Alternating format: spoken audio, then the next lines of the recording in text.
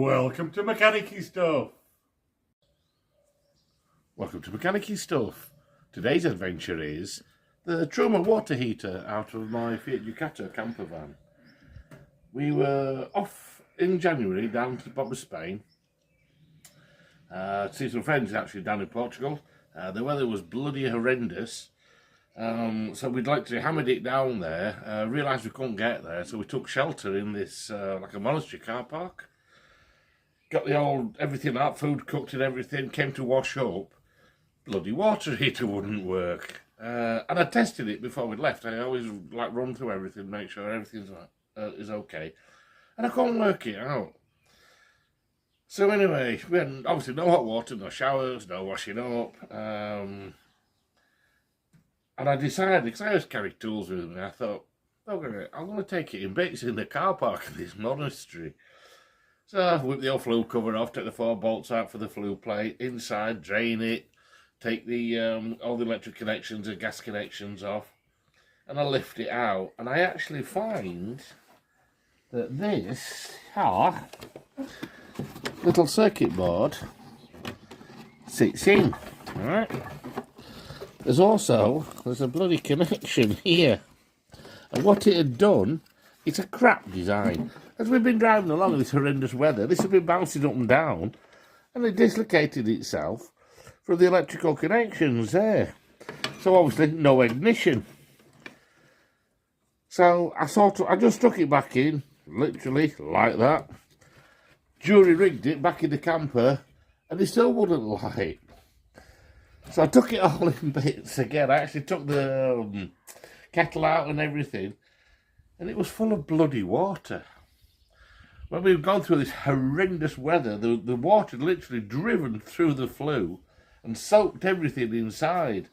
So anyway, we dried it all out, put it all back together, and it was fine.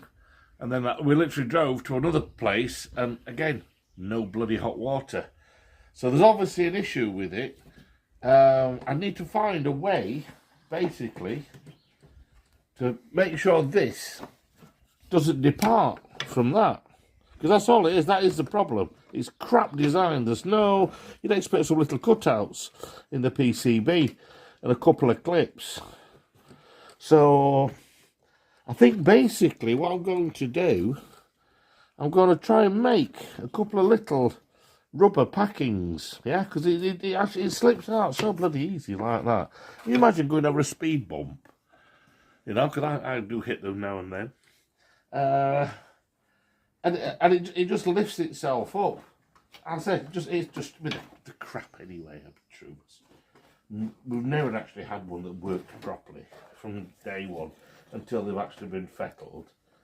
But yeah, so I just thought you'd be interested in that. If you've got problems with your Truma water heater, before you take it all in bits, just make sure that the PCB is actually sat down onto the 2 connections to the igniter. Alright, cheers. Found a solution for the Truma water heater. The problem with the PCB parting from the igniter. I'll just sit my arse down and I'll show you. What I've done, I was going to glue it and make rubber things and all that, and I thought it was silly, isn't it? Because if you've ever got to work in it again, you'd never get it off. So I put 2 little tie wraps like this, just round the igniter unit, which obviously stops it coming out. So that will go back on there, like that. Done forever, isn't it? Right, super.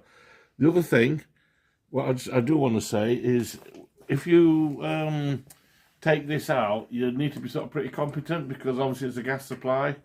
When you connect it all back up, turn your gas back on, get some fairy liquid, cut it 50-50 with water, and paint all the connections.